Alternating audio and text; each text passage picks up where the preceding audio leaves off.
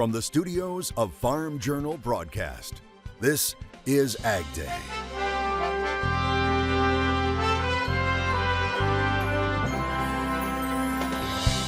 Becoming a maverick in the field. We're always willing to learn. How this Illinois farmer is focused on being different. Machinery Pete is checking prices on Massey's. And it was a fast harvest thanks to a dry fall. When we look historically at all of those years that follow really dry falls, they almost always have a dry spring. 6 in 10 of them do. What the weather patterns in 2024 could mean for spring of 25. Today on AgDay. AgDay is brought to you by Pioneer. Ben's bins, please hold. Yeah, Ben's has been busy all day. Seems like no one can keep up with this new Z series. What did you all put in these seeds? Science. Good morning, I'm Clinton Griffiths. Weather grabbing plenty of attention to end 2024 as the country ends the year with roughly 70% of the nation at some level of drought and dryness. Now, take a look at the latest map. It shows wide areas of the northern plains, the southwest, and parts of the Tennessee Valley in D3 or extreme drought. But even D1 and D2 drought now showing up across the Midwest, including in northern Indiana. Currently, 1/5 of the Hoosier State is in D2 drought. While the drought monitor looks longer term, NASA's root zone moisture map shows just how dry it is in the top 3 feet of soil across the Corn Belt and Southwest. Meteorologists say the current La Nina is weak and fading, but it's continuing to influence weather patterns, and that's sending warning signs for spring. So here's the problem. We're missing one component of the atmosphere that I think is most important. And that's what we call the subtropical jet stream. So that's one that comes from Hawaii. We have the polar jet in place, and it's going to help drive some really cold air into this new year, especially in the eastern, 2/3 of the country. Some really cold air for probably a while. But until we just crank the jet stream out of the southwest, it's hard to just return a lot of moisture and break the fear of drought spreading from Mexico or from the western and high plains, which is where I think it's going to come from next year. As it stands, I'm worried about drought for 2 reasons. One, where I just explained to you it is Mexico, Western Plains, High Plains, all the way up to Canada. 2, when we look historically at all of those years that follow really dry falls, they almost always have a dry spring. 6 in 10 of them do. So that's a big chunk of the plains and Midwest I'm worried about. Snodgrass says the best opportunity for a pattern shift would be if that La Nina could break down in the next few weeks and transition to a more neutral pattern heading into spring. Severe weather impacting millions of Americans to end the month. Holiday travels faced flight cancellations as storms rolled into the south, prompting tornado watches. This as atmospheric river-fueled storms pounded the west coast. Reed Binion reports. Well, we heard about 3:30 last night a big bang. Severe weather pounding parts of the west coast with mountain snowfall, rain, and high winds. We did have to do some cutting of branches in order to get my car out of the area. Cleanup is underway across the Portland, Oregon area after a storm tore through on Thursday. High wind alerts were issued, and the National Weather Service warned of possible downed trees and power outages. There were some scattered power outages throughout the county. In Washington state, ice and heavy snow made for hazardous conditions on roadways. Authorities had to shut down parts of Interstate 90 multiple times because of spinouts and crashes. Meanwhile, in the south, severe storms prompted the National Weather Service to issue tornado watches across 2 states. By Thursday evening, more than 1 million people in parts of Louisiana and Texas were under tornado watches. The severe weather also impacted holiday travel, the FAA ordering ground stops at 2 Texas airports. According to flight tracking website FlightAware, upwards of 700 flights into, out of, or within the U.S. were canceled Thursday. I'm Reed Binion reporting. Will that active weather pattern continue into the final few days of the year? Meteorologist Alyssa Heilman is here with a closer look. That's right. We've got some more severe weather headed for the East Coast. So we're going to take a look at the jet stream, and you're seeing that dip in the jet stream. That's a disturbance that's been moving throughout the United States and then moving more towards the East Coast, bringing a low pressure system. Again, that's bringing a lot of rain to the East Coast, as well as some concern for severe weather. They're in a slight risk as we go into the day on Monday. Then you're seeing the dip in that jet stream there as well. All of that blue, that's colder temperatures that are dipping into parts of the Great Lakes as we go into Wednesday, bringing those cold temperatures to parts of the Northeast, bringing that cold expected as we go into Friday and into next week. And then taking a look back on the West Coast, we're seeing a ridge of high pressure, bringing some warmer temperatures, bringing a lack of rainfall and some clear skies for the West Coast. So seeing a very stark difference between the West Coast and between the East Coast as this jet stream has a ridge and a trough setup as we go into Friday and into the weekend. And take a look at the winter scene from the UC Berkeley Central Sierra Snow Lab. It's located in Soda Springs, California. The lab measured more than 10 inches of snow over 2 days to end last week. It's now seen some 200% of the median snow water equivalent for the early part of the season. If it keeps up, that's good news for California growers that rely on irrigation water. I'll have more in your forecast coming up. We continue to update you on the H5N1 situation. Now the CDC says the virus in a patient in Louisiana likely mutated while they were in the hospital. Now, it says the mutations mean the H5N1 virus could potentially become more transmissible to humans, but there's still no evidence this strain has been passed to anyone else.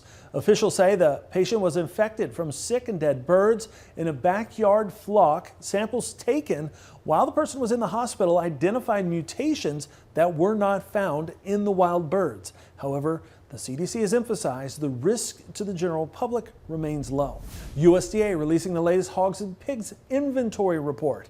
It shows that as of December 1st, there were nearly 76 million head on U.S. farms. That's up 1% from a year ago, but down slightly since September. Breeding inventory stood at 6 million head.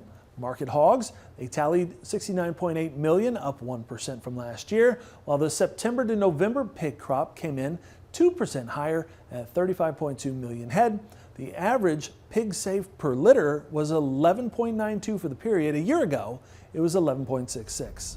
The biofuels industry has been closely watching the rules around the 45Z Clean Fuel Production Credit.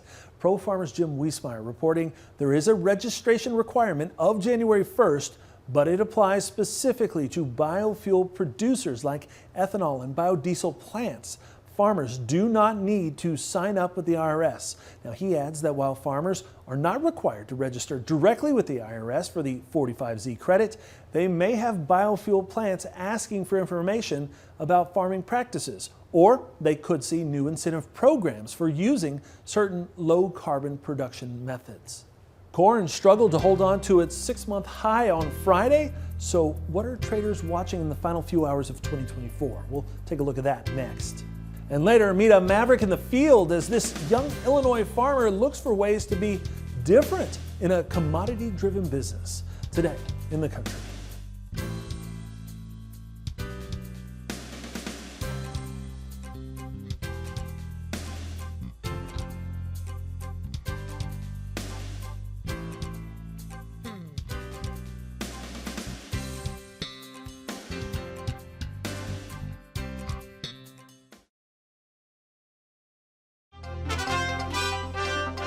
What's ahead for markets on the final few hours of 2024? Michelle Rook has more in Markets Now. Grains closing mixed on Friday, but we're higher for the week. Tommy Grisapi is with us with Nesbitt Trading. And Tommy, let's talk about the grains. Can we trust the higher weekly closes that we had in the grains and 6-month highs in the corn market, considering it was a week of such light volume last week? Yeah, it is light volume, but the margin department's going to take it to be real. And people short grains are going to have to make margins. Definitely people short cattle are going to have to make the margins. Yes, it was a holiday, strange week, 2 days open, day closed. We celebrate Christmas. Merry Christmas, everyone. Come back, and you think it's going to be slow, but we had options expiration today. Jan options expired. That was interesting. I got to cover the markets all day with people, and there's a lot of optimism in agriculture. We just received this payment that's got farmers cheered up, and the combination of that payment and letting a little of that grain flow, the government payment may have stopped farmers selling here. We may not see farmers selling again until new higher prices or a Jan 1st date, Michelle. Now, in particular in the corn market, because we did get above resistance and make 6-month highs, does that market continue to build on that, or do you see repositioning of portfolios here at the last week of the year or not? Well, it's a great question. This corn market didn't just rally all of a sudden. Like, it's been a slow grind up all the way from those August lows. It didn't just happen in one day. Been a lot of 2 and 3 cent rallies, nickel rallies, spreads tightening up, cash markets coming in. It's just been gently happening. And then the way the beans took off yesterday, the big number everyone had in March corn was 552. We went above it. We closed above it. We're staying there. The weekly charts are starting to turn up. One of the things that so many people came on TV today and talked about was that we're above the 200-day average. And as a short-term trader, I'm always in for the next few pennies. Long-term traders, the managed money, you get above the 200-day average and stay there a few days, you're going to get people interested in commodities. Now, one other thing to note, the interest rates ticked higher again. And so people might be looking for some commodity exposure. They want to be long commodities, hedging against what if interest rates are going up. Tommy Griffiths with Maverick Trading Group. Well, more AgDay coming up. Watch Markets Now with Michelle Rook on the Farm Journal YouTube channel, keeping you updated throughout the day on the markets at the open, midday, and close. Find out what moved the markets today and what to expect the market to do next.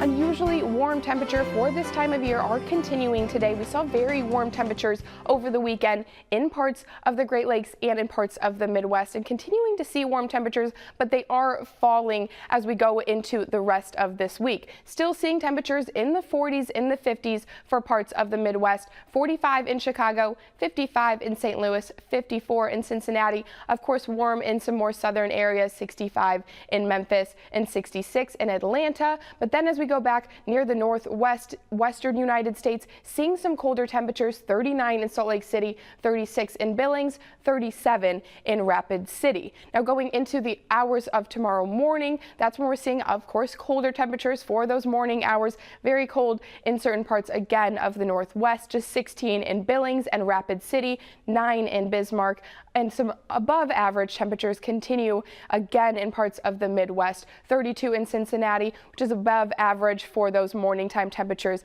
in late December. 26 in Chicago, 31 in St. Louis. Going into tomorrow, again, temperatures warmer than usual, but still dropping down slowly as we go through this week. Seeing 40s for St. Louis, for Chicago, 50 for Cincinnati, and then again some 60s in Atlanta, in Richmond, 70s Wilmington and Jacksonville. Cooler temperatures again in the Northwest, 37 Salt Lake City, 45 in Portland and in Seattle. Let's take a look here at our temperature outlook for January 3rd to the 9th. We're seeing this above average temperature for parts of the western United States, seeing very, very warm, especially for the Southwest, and then seeing some cooler than normal temperatures for portions of the eastern United States, specifically the Southeast, seeing the darkest blue there, and then parts of the Great Lakes and the Midwest seeing just slightly below average temperatures.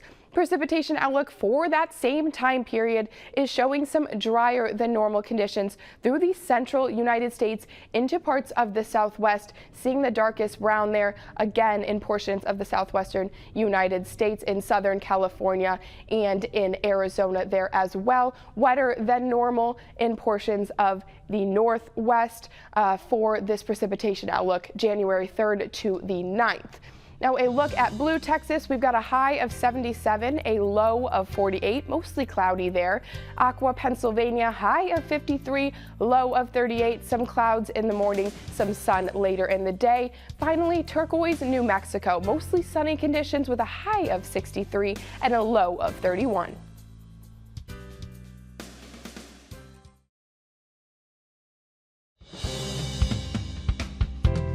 Looking ahead, future equipment needs is common this time of year, but what does it cost?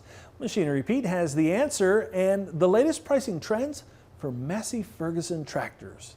All right, you Massey Ferguson lovers out there, this Machinery Pete update is just for you. My good friends at BigIron.com had quite a year-end sale last Thursday, December 26th. In particular, there were 4 Massey tractors from Sumner, Iowa. They're just beautiful low-hour rigs. We set 2 record prices, nearly a third.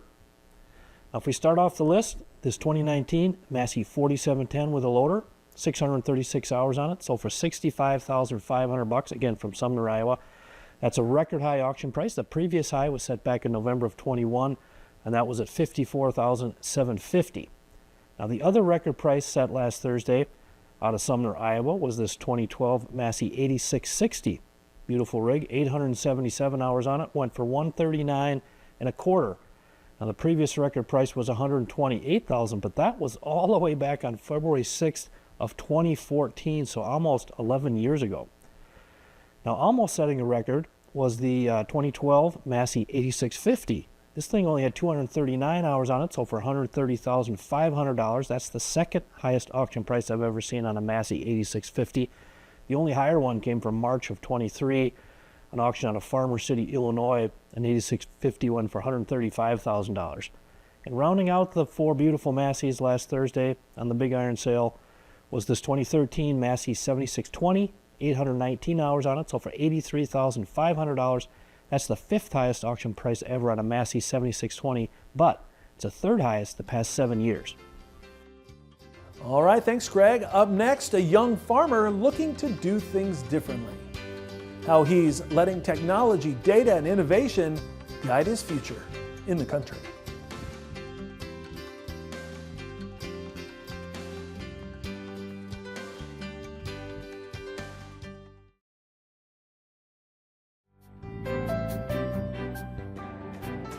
Mavericks in the Field on Ag Day is brought to you by John Deere. Connecting your farm is easier than ever, from just the basics to being able to make real-time decisions wherever you are. John Deere has the tech you need. It's a new year and a new opportunity to try something different. That's exactly what one young Illinois farmer is doing to find success. Tyne Morgan introduces us to a Maverick in the Field focused on being bold. At just 29 years old, It's one of the things that we can probably see the biggest return on investment. this Illinois farmer is always exploring ways to be more productive. Spots that used to be, let's say for soybeans, were once 20 bushel, now they're getting all the way up to 50 to 70 bushel beans in those wet holes. Chase Saylor says those yield increases are because of this, a GPS ditch grader. It's a pretty much surface drainage tile, if you want to look at it that way. So it's allowing us, it's a lot cheaper than putting drainage tile in a field, but we can go out there, take the topography of any field, and we're overlaying that with yield maps. Now, instead of guessing if low-yielding spots in the field are due to water issues or compaction, they use all that data to know exactly what the culprit is. And then we're able to go out there with this ditcher and GPS grade it, and we're able to make sure that water flows to where it needs to. It's that attention to detail and Saylor's ability to turn to technology to solve problems on the farm that makes this Southern Illinois farmer a true maverick. We're going to admit when we're wrong, and we're always willing to learn. So I think that's a huge role and key in trying to be better, is really diving deep each year what you did wrong. In this area, the two biggest limiting factors to yields are either too much or too little water, and then compaction. So with the use of tram lines and AutoPath from John Deere Ops Center, we're able to pull into the field, already have the field mapped out and the route that we want to take, and we're taking that same 60-foot pass on every application that we do. So that's allowing us to come in the fall and inline rip only where our equipment's ran. But what goes into those decisions? Well, that all comes down to data. So even from our see and spray maps where we're going out with our sprayer, we get in these weed pressure maps, and each year we're able to learn and build off of that and make sure that, in that particular field that we're doing a better job. And it's kind of helping us make decisions, what type of chemicals to use for certain fields. There's no shortage of technology and precision tools on this farm. But what may be the Saylor's biggest key to success is the people they surround themselves with. As a farm, it's just like a sports team. You're only as good as your weakest link. So, we have 12 different guys, and all of them play a huge role, whether it's planting, harvesting, spreading, spraying. Every role, it needs to be done just as good as the best guy.